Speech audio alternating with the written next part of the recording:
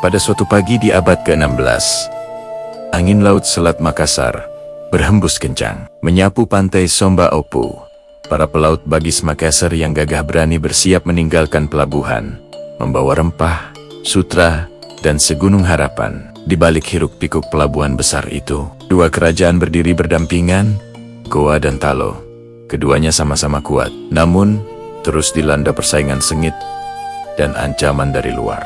Bagi mereka, laut bukan sekadar jalur dagang, tapi juga medan perang dan ajang perebutan kehormatan. Tahun 1520, para pemimpin kedua kerajaan berkumpul di bawah sinar matahari yang mulai memerah. Suasana tegang menyelimuti Balerung Somba Opu. Para bangsawan bertubuh tegap, berdiri, mengelilingi meja batu. Ketika satu mengarangi Daeng Manrabia, raja muda dari Goa, melangkah maju, semua suara senyap. Dengan lantang ia berseru, "Hari ini, Goa dan Talo bukan lagi dua tombak yang bertarung satu sama lain. Mulai saat ini, kita adalah satu-satu darah, satu laut, satu nafas kemenangan." Seruan itu menggema ke seluruh penjuru. Tangannya menggenggam erat tangan Karaeng Matoaya dari Talo, lalu keduanya mengangkatnya tinggi-tinggi. Sorak-sorai membahana, membelah langit. Dari momen bersejarah itulah, lahirlah Kerajaan Goa Talo, sebuah kekuatan maritim baru yang kelak akan mengguncang lautan di timur Nusantara.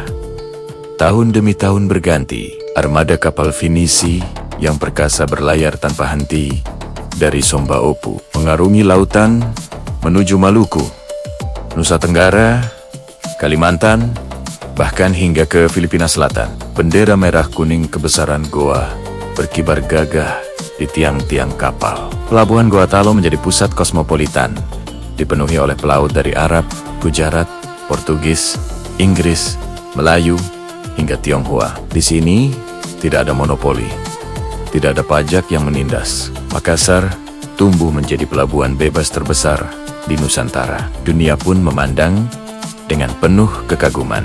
Namun, di balik kejayaan itu, gelombang besar datang secara diam-diam dari barat. Volk Belanda mencium aroma kekayaan Makassar yang melimpah. Tapi lebih dari itu, mereka membenci prinsip kebebasan yang dijaga erat oleh Goa Talo. Selama Makassar berdiri, monopoli kita mustahil tercapai, kata para gubernur Foch di Batavia. Maka, mereka pun mulai menyusun siasat gelap untuk menaklukkan kekuatan maritim ini.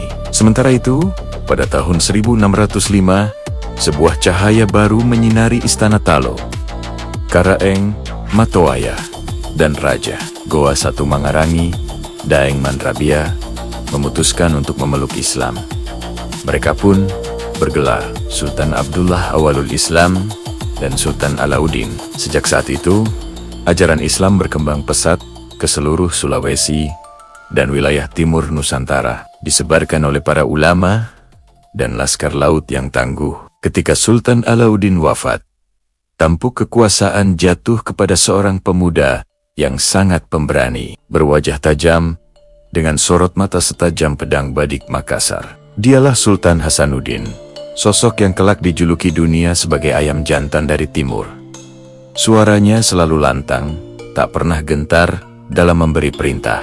Selama darahku mengalir, Makassar tidak akan tunduk pada siapapun, kecuali Tuhan.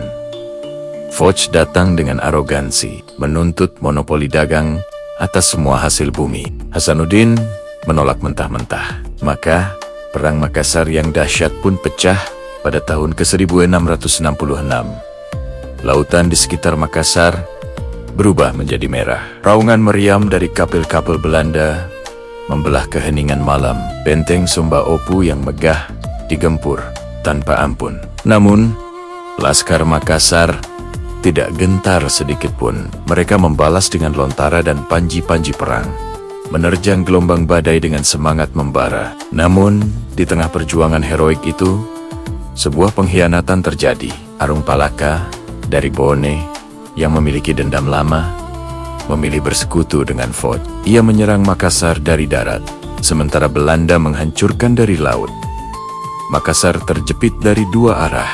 Pedang-pedang mulai patah, miriam-mirium. menjadi sunyi, dan tubuh para pahlawan roboh di antara asap mesiu dan bara api yang menyala-nyala. Pada 18 November tahun 1667, setelah 3 tahun perang yang menguras darah dan air mata, Sultan Hasanuddin terpaksa menandatangani Perjanjian Bongaya. Suasana sunyi senyap menyelimuti balai perundingan. Goresan pena di atas kertas perjanjian itu terasa seperti belati yang menusuk langsung ke jantung seluruh rakyat Makassar. Namun, ketika Sultan Hasanuddin berdiri, suaranya yang keras kembali menggema dengan penuh wibawa. Kita mungkin kalah hari ini, tetapi sejarah akan mencatat bahwa kita tidak pernah menyerah tanpa perlawanan. Benteng Somba Opu akhirnya jatuh, dan porak-poranda Sultan Hasanuddin memilih mundur dari istana, menjalani hidup sederhana di Jongea. Namun namanya telah terukir abadi dalam hati rakyatnya. Kerajaan Guatalo memang terpuruk setelah perang besar itu. Namun, dari puing-puing kehancurannya tumbuh satu pelajaran yang sangat besar, bahwa kebebasan adalah harga mati, dan keberanian jauh lebih megah daripada sebuah kemenangan. Dan hingga hari ini, ketika kita berdiri di reruntuhan Benteng Somba Opu, atau menatap gagahnya Benteng Rotterdam, gema suara Sultan Hasanuddin seakan masih terdengar, dibawa oleh angin laut yang tak pernah letih. Laut bukan batas kami. Laut adalah jalan menuju kejayaan.